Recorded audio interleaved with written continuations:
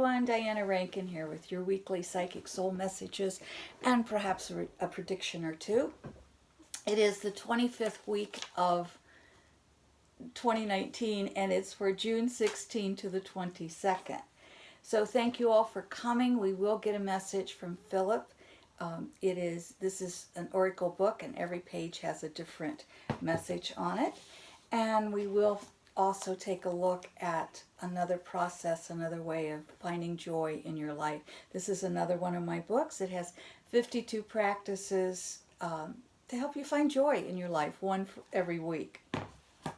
But first I want to tell you a little bit about what's going on with me lately. I'm a little tired today. And I am late getting this video out. I apologize for that. I've been on the road all week. And I was up in Friday night. I was in Columbus, Ohio with a wonderful group there. We hold Sacred Circle at the Reiki Center 4 times a year. Before that, I was up in Warren, Ohio with a great group there called Awake Metaphysical Insights 528, and we did an Awaken workshop, and I got to work with clients individually, and then I spoke at their monthly meeting, which they have different speakers come in every month. So it's a terrific group. If you're in that area, be sure and get involved. Excuse me. So what I want to talk to you about today, and you know, when I travel, like last month I was staying with friends in Wisconsin to do the 3-day, the weekend, Awakening to Your Deeper Intuition, there at Peaceful Heart, and I stayed with my friends Larry and Karen Callahan. And this time I stayed with another lovely couple and who have become friends, and one of my soul sisters, Jenny Clark, and her husband Larry. And what I want to tell you about this is wherever I go, every need I have is met. I mean, I can't tell you how these 2 wonderful couples have fed me and housed me so I can continue to do the work. And my heart is so deeply touched. I'm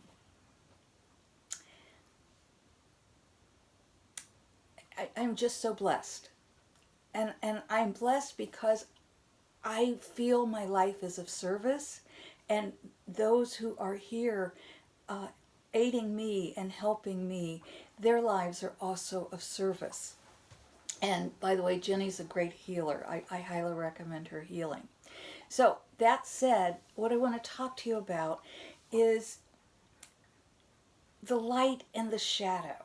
Because, you know, when I was up in Warren, and in the awakening classes, and when I speak at groups, we don't get into politics. But what I will say is left and right now are at such, I mean, they're just back to back and way out here. And we've lost any middle ground. We've even lost the ability, unfortunately, to talk to one another. And, you know, I have no idea what the politics of the people I just talked to. I could probably make guesses. But I don't know. I don't know the politics of the people I stay with. It doesn't matter. And why doesn't it matter? Because I'm dealing in a place of love. And regardless of who you vote for, there's this space of love, this space of let's heal the world. There has to be the shadow in order for there to be light, for us to see the contrast, for us to understand the light. We don't want to deny that shadow self. So if we live primarily in the light without denying the shadow, we're able to walk through the shadows and see its beauty, to see how the shadow is actually helpful in our lives. And that's what we have to be able to do in our world today. We are too caught up in I'm right, you're wrong, I'm right, you're wrong. I'm not saying this isn't to call out. I certainly call out when I see an injustice, or I hear somebody say something, or I see something on social media that I just feel, you know, that is way too unkind. And I think we're better than this. I think we all, as human beings, can be better than we are. And so I'm calling on all of you out there to let's be better. Let's stand up for love. Let's be better than we even may think we are. By the way, Daisy's right here. She's coming over to play with us. She misses me, but we have a very good sitter for her and everyone else when we're gone, who takes very good care of everyone, and including our land and home here. So what I want you to be able to do in your life is say, I have a choice here. I can stay in the rage and the anger, whether it's on this side or this side, or I can stop it and I can move into this place of love. I can see the shadow. The shadow has to be seen, but it helps us enjoy the shade of nature, not just see it as something ugly, but see it as something, what in me needs to be looked at. If I see a discourteous move or a discourteous word by a politician, then I get to stop and look in my own life and say, where am I being discourteous to another? And I can be pretty feisty. And yes, I can be discourteous. But that gives me the opportunity to stop being discourteous and be kinder. I can't always pass it back to the person I may have been unkind to. So I may have to pass it forward to the next person who needs kindness. Are there a lot of things wrong in our nation, in the U.S., and in the world? Absolutely. Are we facing a climate that is very destructive right now? Yes. And you heard me say last week, the earth will right herself. Do we need to speak out when we see an injustice? Yes. But if we speak out from our shadow selves, we're going to speak out in anger.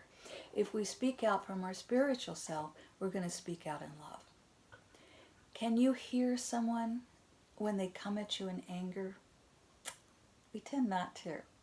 And I have to remind myself that over and over and over, because I can be pretty feisty. I am far from perfect. I think that's probably true of most of us. So yes, let's speak out, but let's speak out in love. Let's find that place of commonality. Let's find that place of joy. Let's find that place where we can sit side by side and have a conversation respectfully, with civility, where I can say, I don't agree with you, where I can say, look at this. Are you sure that's what you want to say? But hopefully, more and more I can learn to do that from a place of love. And that's what I'm asking you to do. Joy. This week, I actually went back to the beginning of the book and said, week 2, intention. You know, every day, if we get up out of bed, and if every night before we go to sleep at night, we set the intention, I'm going to be happy today. I'm going to enjoy my life. We're going to find a lot more joy in our lives. And every time those glitches come up in our life, every time that shadow starts showing itself, if we just set, wait a minute, my intention today is to enjoy the day, is to be happy. Well, you know what? Guess what? We're going to find a whole lot more happiness than if we get out of bed and go, oh my God, it's another day. It's raining again. That's what we're saying a lot here in the Midwest. It's raining again today. I had planned on hiking, and I apologize for getting this video out a little bit late, by the way.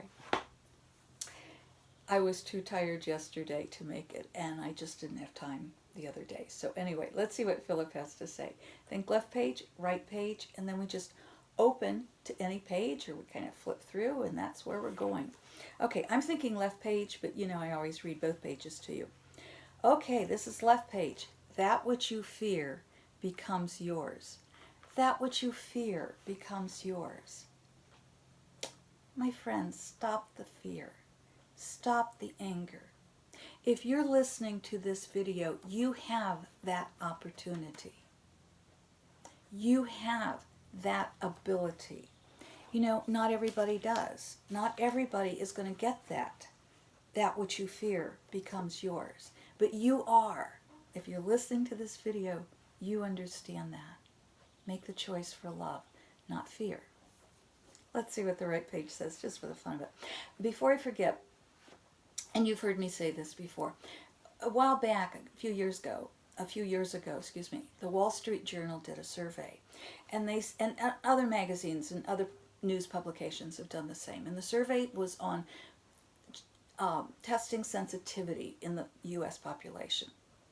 And what the Wall Street Journal found is about 20% of the population is sensitive. Now that's on a rotating scale, so is the other 80%. But those of you who are listening are most likely, and certainly those of you who study with me, are probably in this 20%. I would be willing to say 100% of you are in this 20%.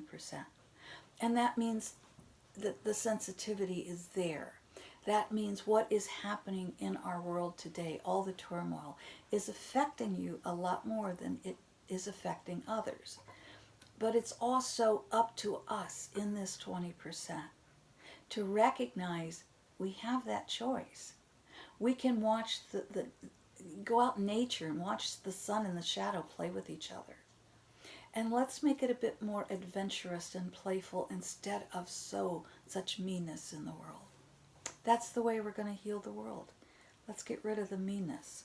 On the right side, it says, growth requires stretching beyond that which you know. Growth requires stretching beyond that which you know.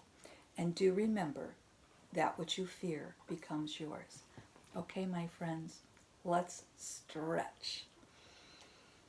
Okay, beyond that which we now experience, let's walk through the fear and become the love. Let's add that light to the shadow. Daisy just came up to agree. I love you, my friends. Thank you for loving us. Thank you for being with us today and coming back week after week and telling your friends. Spread the love. Spread the love. And thank you for accepting ours.